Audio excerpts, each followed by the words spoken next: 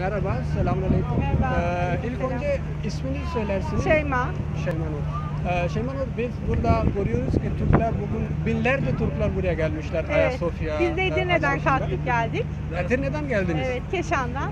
Ha, burada ne kadar uzaklıkta Edirne? 5 saat. 5 saat Yol uzak. geldik. Anladım. Peki bu şimdi az bir şey soracaktım sizden. Burada kadınlar da çok görüyoruz, erkekler de çok görüyoruz. Türk millet olarak bu kararını nasıl buluyorsunuz? Bu Ayasofya'ya müzeden camiye çevirdiler. Evet. Bunun nedeni ne yani? Niye bunu yapmışlar? Bir de Burası- nasıl görüyorsunuz? İstanbul'un fethiyle birlikte zaten kilise olan yapı camiye çevrildi. Fethedilen bölgeler fetheden kişilere aittir. Bunu herkes biliyor. Sonrasındaki yönetimlerin kararıyla tekrardan müzeye çevrilip normalde biliyorsunuz Hristiyanlar ayakta ibadetlerini de yapabiliyorlar ama bir Müslüman ibadet yapabilmek için oturması ve belli ritüelleri gerçekleştirmesi gerekiyor. Bu bizim için bir engeldi. Bizim olan cami, ibadethane tekrardan bize kazandırılmış oldu. Biz sonuna kadar bunun arkasındayız. Reisimize her konuda, Recep Tayyip Erdoğan'ı gittiği her hayırlı konuda sonuna kadar destekliyoruz. Devamını da bekliyoruz inşallah. Anladım. Yani Türk millet olarak siz Recep Tayyip Erdoğan'ın arkasındasınız. Evet, biz istiyoruz, o da yapıyor. Anladım.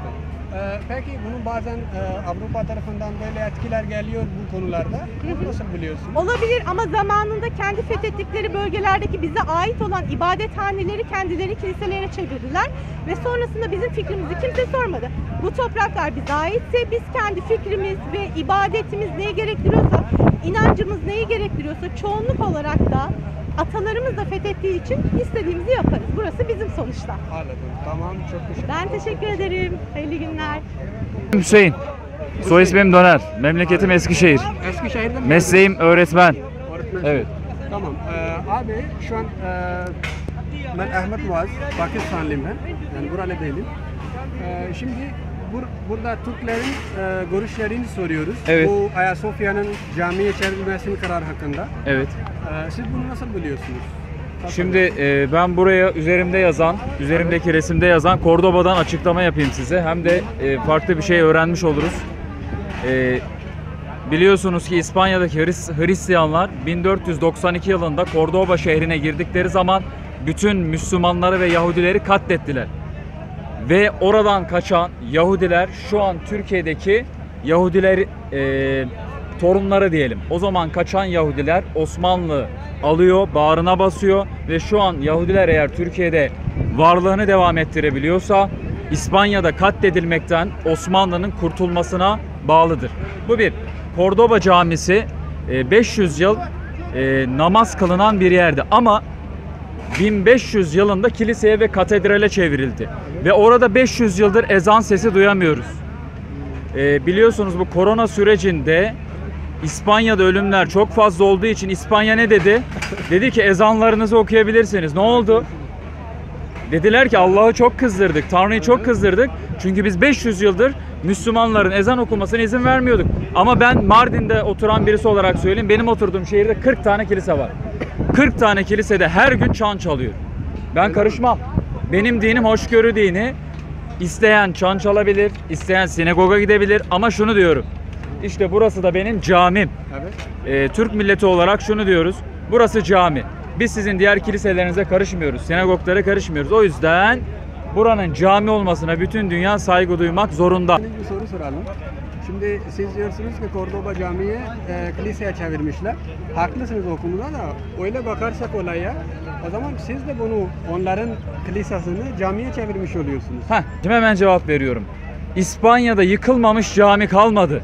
İspanya'da bütün her yerde İslam namına ne varsa yıkıldı, yakıldı, çöp oldu. Şimdi gelelim. İstanbul'u gezerken kaç tane kilise var?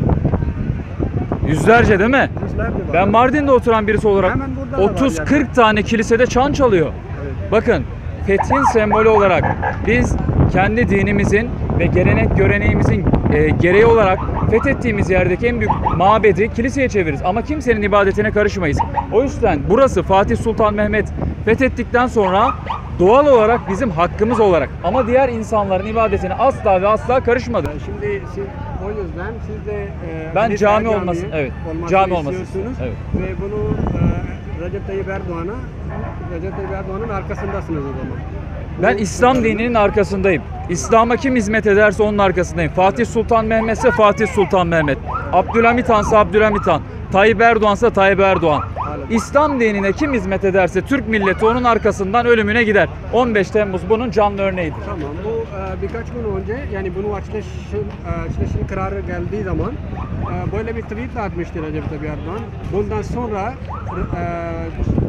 Mescid-i Aksa'ya şey var, sıra ona geliyor. Evet. O zaman onu da destekliyoruz. Sıra Mescid-i Aksa'da şöyle cami zaten ama biz buradaki zulmü kaldıracağız.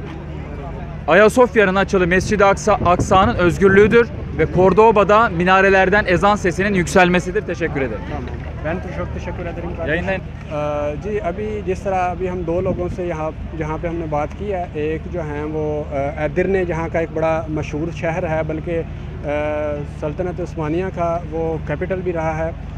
वहाँ से जो है वो यहाँ से तकरीबन 5-6 घंटे का सफ़र है, जो सफ़र करके वो यहाँ पे आई थी और वो ये कह रही थी कि हम बिल्कुल जो है वो इस फैसले को, इस करार को बहुत सही समझते हैं और तुर्क मिल्लत जो है वो तुर्क कौम जो है वो इस करार के, वो इस फैसले के बिल्कुल पीछे खड़ी है।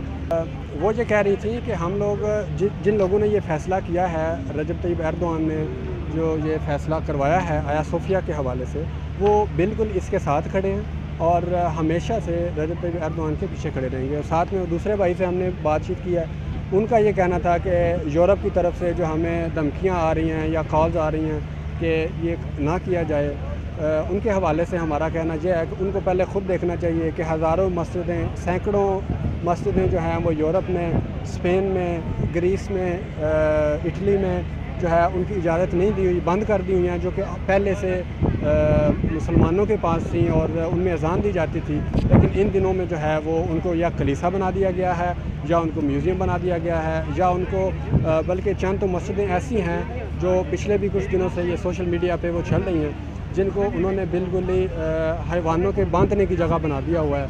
मतलब इस तरह जो है उन्होंने मुसलमानों की मस्जिदों का हाल किया है। तो यहाँ पे तो उनका कहना ये था कि हमारी जो आया सोफिया है, ये तो वैसे ही 600 साल एक मस्जिद रही है और हमने इसको ख़रीद कर, इसके पैसे देके, इसकी कीमत अदा करके हमने इसको मस्जिद बनाया था और इसकी जो ये ऑर्गेनाइजेशन थी, इसको हमेशा के लिए मस्जिद के लिए वक़्फ़ कर दिया था। तो ये इन लोगों का कहना है, यहाँ के जो तुर्क लोग हैं। तो हम इसके साथ साथ अभी कुछ और लोगों से भी बातचीत करेंगे। ये तो ज़्यादातर इनमें से दीनी लोग थे, तो अभी मेरा दिल है कि कोई एक किसी इस तरह के बंदे से राय ली जाए जो ज़रा सेकुलर टाइप का हो और जो इस करार पे थोड़ी बहुत तनकीद भी कर सके। तो इस तरह का कोई बंदा मैं अभी ढूंढने की कोशिश करता हूँ और फिर उससे बातचीत करता हूँ।